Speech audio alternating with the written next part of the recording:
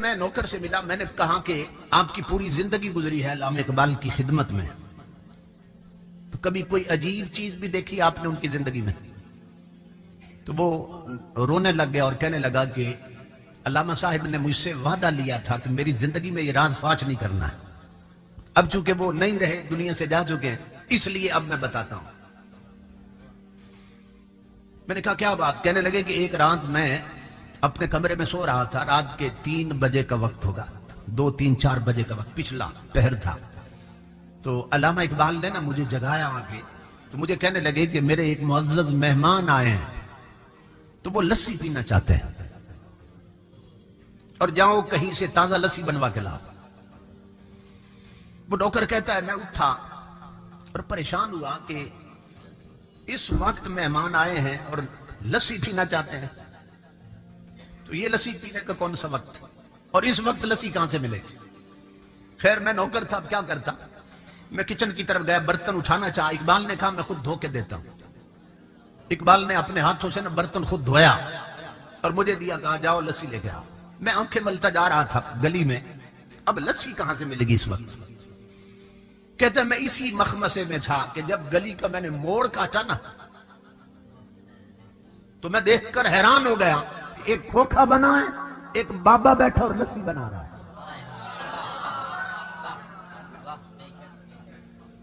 میں حیران ہو گیا, یہ راتوں رات دکان کیسے بن گئی, کھوکھا کیسے بن گیا, اور اس بابے کو میں نے پہلے کبھی نہیں دیکھا. یہ بھی سوال تھا یہ کون ہے, اور دل میں خوشی بھی ہوئی کہ چلو کام قریب سے ہو گیا, دور نہیں جانا پڑا. تو یہ صبح تحقیق کریں گے یہ کھوکھا کسی نے بنایا. میں گیا بابا جی کے پاس, السلام علیکم. وعلیکم السلام. علیک سلیک کے بعد میں نے کہا جی لسی بنا دے. انہوں نے لسی بنا کے دی. جب مجھے برتن تھمایا انہوں نے, تو میں نے کہا بابا جی کتنے پیسے ہیں؟ تو وہ ہنس کے فرمانے لگے لے جاؤ, اقبال سے ہمارا معاملہ چلتا رہتا ہے,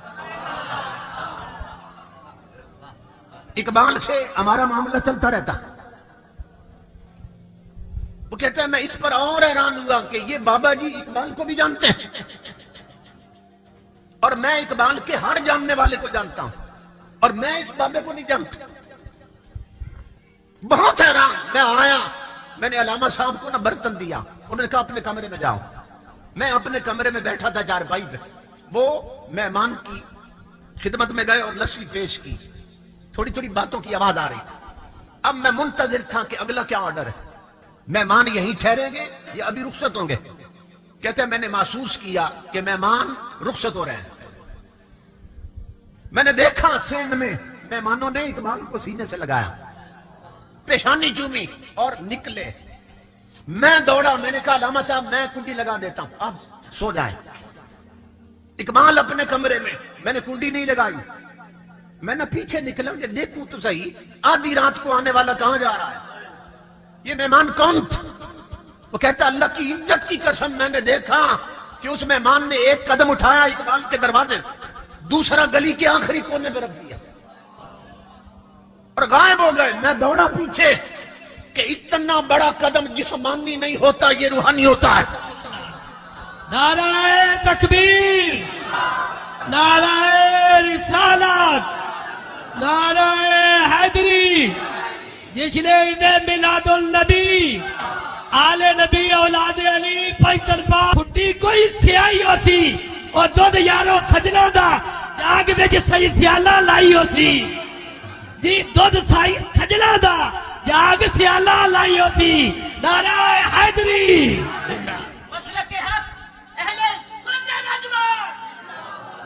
میں حیران تھا, یہ قدم جسمانی نہیں ہو سکتا, یہ روحانی قدم اٹھا ہے. میں دوڑا پیچھے کہ وہ کہاں گئے. جب میں گلی کے کونے پہ پہنچا تو اور حیران ہوا, نہ کھوکھا نہ کھوکھے والا, مہمان بھی غائب, کھوکھے والا بھی غائب. میں پلٹا, اقبال کے قدموں پہ پگڑی اتار کے رکھ دی. میں نے کہا قلندر لاہوری مجھے بتا یہ آنے والے مہمان کون تھے, اور اب یہ بھی بتا کھوکھے والا بابا کون تھا. اقبال کی نہ طبیعت میں جلال تھا, تو اقبال غصے میں آ گئے, کہا نہ چھیڑ ملنگا نو, جاؤ اپنا کام کر, جاؤ سو جاؤ. میں نے ہاتھ جوڑے, میں نے کہا زندگی گزری ہے خدمت میں, مجھے اتنا تو بتا دیا. اور یہ کون آئے تھے؟ اور وہ کھوکھے والا کون تھا؟ اقبال نے کہا میری زندگی میں وعدہ کرو راز فاش نہیں کرو گے. تو بتا دیتا ہوں یہ کلندر لاہوری ہے آکسفورڈ اور کیمبرج کی یونیورسٹیوں کا فارغ، یورپ میں پڑھنے والا ہے، پی ایچ ڈی وہاں کرنے والا ہے، مگر ماں نے چونکہ اس کی گٹی میں قرآن رکھا تھا. اقبال نے انگریزی بعد میں پڑھی، محمد عربی کی شریعت پہلے پڑھی تھی. اقبال کہنے لگا وعدہ کر راز فاش نہیں کرے گا زندگی میں. میں نے وعدہ کیا. اقبال نے کہا سن اللہ کی عزت کی قسم آنے والے غریب نواز تھے اور کھوکھے والے داتا علی حجویری تھے. عظمت و شان اولیاء کرام، عظمت و شان اولیاء کرام. اسی لیے اقبال کہتے ہیں death does not exist, it is life that is the predominant reality not death. کہتے ہیں موت کا کوئی وجود نہیں، قبر کے باہر بھی زندگی تھی، قبر کے اندر بھی زندگی. اسی لیے اقبال کہتا ہے موت کو سمجھے ہے غافل، اختتام میں زندگی ہے یہ شام زندگی، صبح دوام زندگی. اسی لیے اقبال کہتا ہے فنا کیسی بقا کیسی جب اس کے آشنا ٹھہرے. فنا کیسی جب اس کے آشنا ٹھہرے. ہمیں جس سے محبت ہو تو ہم چاہتے ہیں ہمارا محبوب مٹی میں ملے. بولی یہ محبت کا تقاضا ہے. ہمیں جس سے پیار ہو محبت ہو ہم چاہتے ہیں ہمارا محبوب مٹی میں ملے. امام الانبیاء کے غلاموں تو جب بندہ نہیں چاہتا اس کا محبوب مٹی میں ملے تو وہ قادر ہو کر اپنے یاروں کو مٹی میں ملنے دیتا ہے. تو موت مٹانے نہیں آتی، موت صرف دنیا بدلوانے آتی. اسی لیے امام الانبیاء نے فرمایا تحفۃ المؤمن الموت. مومن کو اللہ رب العزت موت گفٹ کے طور پہ دیتا، تحفے کے طور پہ دیتا. تو موت مٹانے نہیں آتی، صرف دنیا بدلوانے آتی. اس لیے میرے آقا کے غلاموں ایک اور حدیث میں حضور نے فرمایا کہ میرے بعض غلام ایسے ہیں اذا ادخل المیت القبر مسلت له الشمس عند غروبها، کہ جب انہیں قبر میں رکھ دیا جاتا ہے نا تو پھر سورج کو وقت عصر پہ لے آتا ہے اللہ رب العزت. قبر میں اگر آدھی رات کے وقت بھی میت کو دفن کرے تو جب قبر والے بنانے والے اور مٹی ڈال کے پلٹ کے آ جاتے ہیں تو میت کو قبر میں وقت عصر معلوم ہوتا ہے. وہ دیکھتے ہیں سورج ڈوبنے والا ہے تو مسلت لہ الشمس عند غروبها، حدیث میں کہ اللہ سورج کا تمثل فرماتا ہے اور وقت غروب پہ اس کو دکھاتا ہے. اب یہ جب منظر بن جاتا ہے اب فرشتے آتے ہیں سوال کرنے کے لیے. آپ جانتے ہیں نا حدیث پاک سن رکھیے 3 سوال کرتے ہیں فرشتے. مر ربک وما دینک وما کنت تقول فی حق ھذا الرجل الذی بعث فیکم. تو ادھر فرشتے آتے ہیں سوال کرنے. اب حدیث کے لفظ سنیے. امام الانبیاء فرماتے ہیں فیجلس، وہ اٹھ بیٹھتا ہے قبر میں. یہ مٹ گیا ہے تو اٹھ بیٹھا کون ہے؟ بعض بدبخت کہتے ہیں نا نبی ولی قبروں میں کروٹ بھی نہیں بدل سکتے، اور امام الانبیاء بتا رہے ہیں یہ میرا غلام ہے، فرشتے آئے ہیں یہ قبر میں اٹھ بیٹھا ہے. فیجلس، اٹھ بیٹھتا ہے. یمسو عینیہ، اپنی آنکھیں ملتا ہے. کیوں؟ مٹ کے نہیں اٹھا، سو کے اٹھا ہے. آنکھیں وہ ملتا ہے جو سو کے اٹھا. یمسو عینیہ، آقا فرماتے ہیں آنکھیں ملتا ہے. اگر فرشتے سامنے آ جاتے ہیں وہ کہتے ہیں مر ربک، بتا قبر میں آنے والے تیرا رب کون ہے. وہ فرشتوں کو دیکھتا اور پھر سورج کو دیکھتا ہے. امام الانبیاء فرماتے ہیں وہ دیکھتا ہے سورج ڈوبنے والا ہے. فرشتے پوچھ رہے ہیں تیرا رب کون؟ وہ ہٹاتا فرشتوں کو، یوں دھکا دیتا، کہتا دعونی اصلی، پیچھے ہٹ جاؤ، پہلے عصر کی نماز پڑھنے دو پھر جواب دیتا ہوں.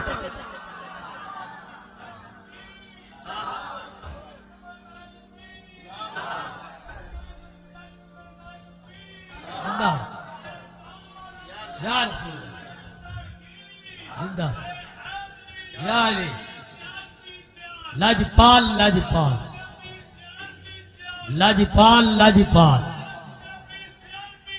لاجپال لاجپال لاجپال لاجپال لاجپال لاجپال.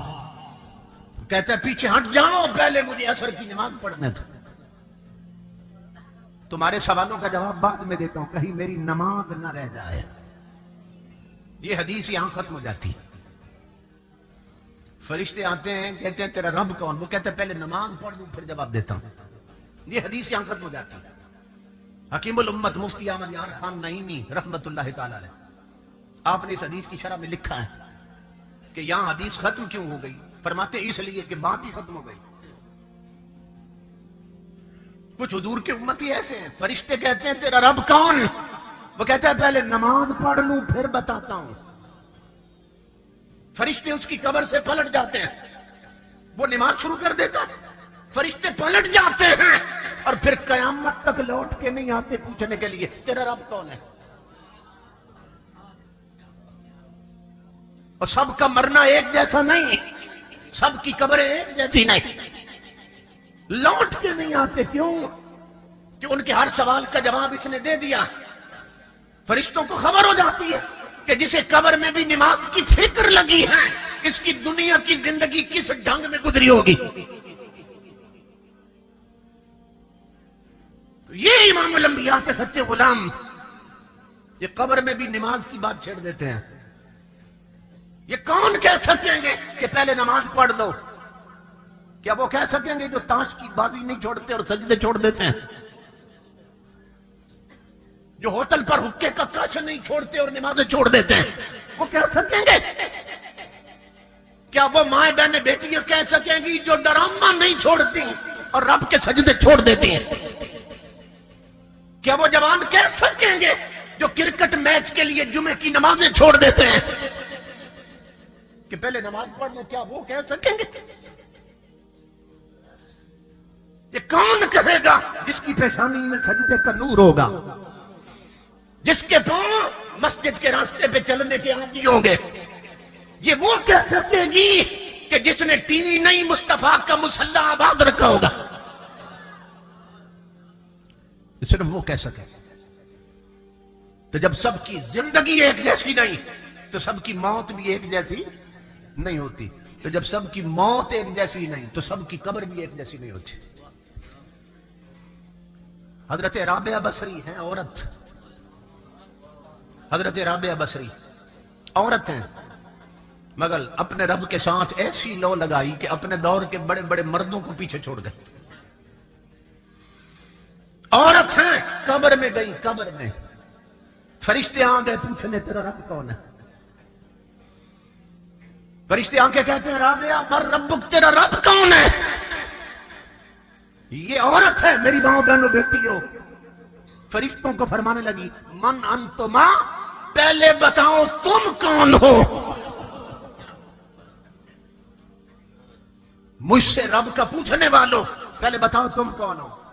انہوں نے کہا ہم فرشتے ہیں اور ہماری ڈیوٹی ہے جو بھی قبر میں آتے ہیں اس سے سوال کرتے ہیں، پوچھتے ہیں. آپ نے فرمایا حضرت رابعہ نے بتاؤ کہاں سے آئے ہو؟ فرشتوں نے کہا آسمانوں سے آئے. کہاں سے آئے؟ آسمانوں سے آئے. جب کہا نا آسمانوں سے آئے، حضرت رابعہ بصری جلال میں آ گئی اور فرمایا تم اوپر سے اتنا نیچے آئے، تمہیں رب نہیں بھولا؟ میں صرف 2 گز نیچے گئی، مجھے یار کیسے بھول سکتا ہے؟ اے تکبیر!